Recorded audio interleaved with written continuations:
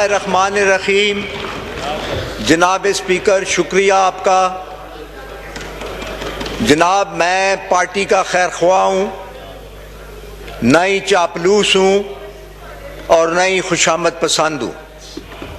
मैं स्याह को सफ़ेद नहीं कह सकता, गधे को घोड़ा नहीं कह सकता। मैं वही बात करूँगा जो पार्टी के और पब्लिक के इंटरेस्ट के अंदर होगी, क्योंकि ये मेरे खमीर में शामिल है। अटक को इस बजट के अंदर टोटली इग्नोर किया गया। मेरा ख्याल ये है कि शायद असद उमर को ये नहीं पता कि अटक भी पाकिस्तान का एक ज़िला है और अटक गाजियों का और शहीदों का ज़िला है। स्ट्रेटेजिकली बहुत ही इंपॉर्टेंट ज़िला है। इसे क्यों इग्नोर किया गया, ये भी मेरी मालूमात में है। यहां जो दो स्पेशल असिस्टेंट बने हुए हैं, स्पेशल हैं, पता नहीं क्या स्पेशल चीज है इनमें, उसका भी मैं खोज लगा रहा हूं। लेकिन ये लुगड़ जो है, ये इसमें रुकावट डालते हैं। इनका मेरी जात के साथ अनाद है। अगर आपका मेरी जात के साथ अनाद है तो मेरे साथ स्कोर सेटल करो, मेरे साथ स्कोर सेटल करो। गरीबों को मत नुकसान दो, अटक के अवाम को मत नुकसान दो। और जनाबे वाला, मैं आपसे यह भी बात करना चाहता हूं कि अटक के अंदर जो रॉयल्टी मिलनी चाहिए, जो KPK में भी वापडा के हवाले से मिलती है, जो तरबेला डैम की रॉयल्टी अटक को मिलनी चाहिए, वो नहीं मिलती। जो गाजी बरोठा का हाइडल पावर प्लांट है, उसकी जो रॉयल्टी है वो पंजाब गवर्नमेंट को जाती है, आगे रॉयल्टी नहीं दी जाती। तो क्या ये फेडरल गवर्नमेंट का काम नहीं? अगर वो रॉयल्टी नहीं देते, यहां से जा रही है, तो पैसों की कटौती यहां करें और अटक के जिले की जो रॉयल्टी बनती है वो दें, ताकि गरीबों पर खर्च किया जा सके। जनाब वन, मैं एक साल रह गया है, दूसरा साल तो वैसे इलेक्शन ईयर होता है। मैं ये बताना चाहता हूं, वजीर आजम साहब चाहते हैं कि इस मुल्क के अंदर एक अच्छी तब्दीली आए, लेकिन अगर वो ये चाहते हैं कि तब्दीली आए, इस लुगड़ क्लब को फारग करें और बेहतर लोग लाएं और अच्छी डिसीजंस करें जो कि पब्लिक के इंटरेस्ट के अंदर हों और मामलात को बेहतर तरीके से हैंडल किया जा सके। बजट में 8,487 अरब रुपए का हुजम है जो बजट है। 3,420 अरब रुपया खसारा है। मुझे ये बताया जाए कि ये 40% खसारे का बजट है। ये खसारा कैसा पूरा किया जाएगा? क्या नए टैक्स लगाए जाएंगे? क्या आप कोई कर्ज लेंगे? क्या कोई मनी बिल आएगा? क्या चीज करेंगे जिससे ये आप खसारा पूरा करेंगे? यहां इसमें मुलाजमीन के लिए सिर्फ 10% इंक्रीज रखी गई है, जबकि महंगाई 100% बढ़ी है। आप मेहरबानी कर इस मुलाजमीन के लिए कम से कम 25% जो है वो इंक्रीज होनी चाहिए, क्योंकि इसमें अफवाज पाकिस्तान बिलखसूस लोअर रैंक्स जो हैं उनको फायदा देना चाहिए, क्यों अफवाज ने हमेशा कुर्बानियां दी हैं। उन्होंने अपने IAS अलाउंसेस भी छोड़े हैं, अपने बाकी अलाउंसेस भी छोड़े हैं, उनका ख्याल रखा जाना चाहिए। इसी तरह ये जो गैर मुंतखब नॉन इलेक्टेड आपके एडवाइजर्स हैं, जो जनाब PM साहब को मिस गाइड करते हैं, मिस इन्फॉर्म करते हैं और उनको मिस गाइड करते हैं, इनसे छुटकारा हासिल करें अगर आप चाहते हैं कि इस मुल्क के अंदर बेहतरी आए। जनाब वाला, बजट के अंदर किसानों के लिए सिर्फ 12 अरब रुपया रखा गया।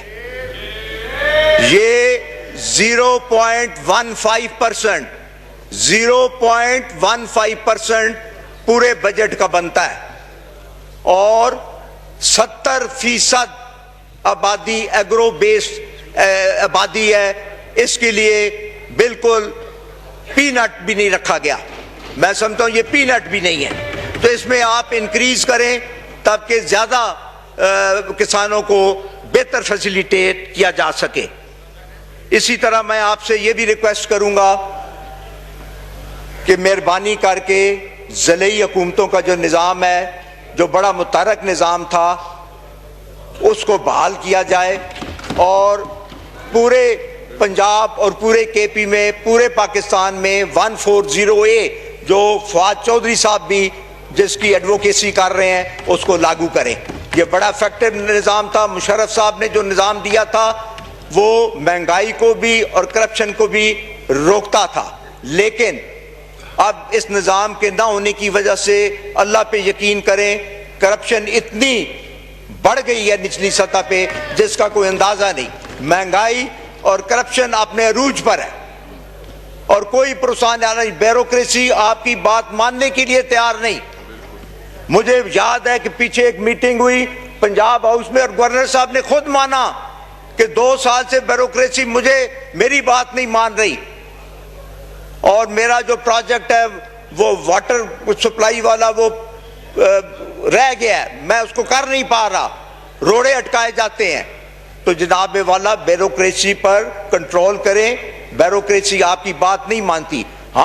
मैंने जिले के अंदर 3-4 अफसरान हमने करप्शन में पकड़े, उनके केसेस हमने भिजवाए। उनका क्या निकला नतीजा कि इधर से फारग करके उनको अच्छी पोस्टों पे वहां लगा दिया गया दूसरे अज़ला में। क्या ये तरीका है? ये हमारे सारे दोस्त यहाँ बैठे हैं, ये सब जानते हैं कि निचली लेवल पे जो करप्शन है बेताशा बढ़ी है। इस करप्शन को रोकें, ये करप्शन आपको बाहर ले जाएगी। ये जो हम बातें करते हैं कि अगला इलेक्शन भी हमारा है, ये करप्शन हमें ये इलेक्शन नहीं जीतने देगी। ये साल के अंदर आप अपने आप को दुरुस्त करें। जो टेक्सटाइल वगैरह और दूसरी इंडस्ट्रीज को आप 800 अरब का पैकेज दे रहे हैं, मैं रिक्वेस्ट करूंगा कि किसानों को भी एक बहुत बड़ा पैकेज दें ताकि उनके मामला ठीक चलें। इसी हाउस के अंदर अल्लाह ताला के 99 नाम ऊपर हमारे लिखे हैं। यहाँ जिस तरीके से गाली गलोच पिछले 3-4 दिनों में किया गया उसकी मिसाल नहीं मिलती। हमें चाहिए कि इसका तदारक करें। दोनों साइड के जो लीडरान हैं, वो जिन लोगों ने बदतमीजियां की हैं, जिन्होंने गालियां निकाली हैं, उनके खिलाफ तादीबी कार्रवाई होनी चाहिए। चंद गंदी मछलियों की वजह से पूरा हाउस जो है वो बदनाम हो रहा है। बाहर सारे लोग कह रहे हैं कि जी ये MNAs हैं। हम इसलिए नहीं आए थे कि हाउस के अंदर आके हम गाली गलोच करें और एक दूसरे पे किताबें फेंकें और एक दूसरे को गलत तरीके से उसको करें। इसको भी आप ज़रूर काइंडली तदारक करें और देखें। और जो एजुकेट नहीं है इनके लिए क्लास लगवाएं, पीछे इनको बताएं अखलाकियात की क्लास होनी चाहिए कि किस तरीके से वो करेंगे। और ये हमारे दोस्त कह रहे हैं सबको उसमें दाखिला दें। इसी तरह मैं रसूल पाक सल्लल्लाहु अलैहि वसल्लम खातिमुल नबीयीन की बात ज़रूर करूँगा कि उनकी हुर्मत पे कोई कंप्रोमाइज़ नहीं। हमारी जान, माल, दौलत, औलाद, हर चीज़ उस पर कुर्बान है। और अगर हम सफ़ीर को ना भेजें सिर्फ इस वजह से कि यूरोपियन यूनियन के साथ हमारा कारोबार खराब हो जाएगा, तो बढ़ गया ऐसा कारोबार। हम ऐसे कारोबार पर लानत भेजते हैं। उनकी हुर्मत पे कतई किसी सूरत भी कोई आंच नहीं आने देंगे हम इंशाल्लाह। तो इसलिए मैं आपकी वसातत से बताना चाहता हूं कि अल्लाह की मेहरबानी से ये मुल्क इस्लाम के नाम पे कायम हुआ है और नबी मुस्तफ़ा सल्लल्लाहु अलैहि वसल्लम हमारे आखिरी नबी हैं। जिस तरह पंजाब हाउस उधर पंजाब के असेंबली में उन्होंने लगाया कि आखिरी नबी रसूल पाक हैं, आप भी इधर सामने लगाएं कि सब के सब नुमाइंदे हर वक्त देखते रहें इंशाल्लाह। मेरी ये चंद गुजारिशात हैं। मैं चाहता हूँ कि मामलात बेहतर चलें और अपोजिशन से भी और हुकूमत से भी हम बातें गरीबों की करते हैं। बातें गरीबों, आज तक मुझे बताएं किसी ने किसी गरीब के लिए कुछ किया? इस बजट में ये जो अभी आज बजट आया है, इसमें कोई इंस्टेंट रिलीफ है गरीब के लिए?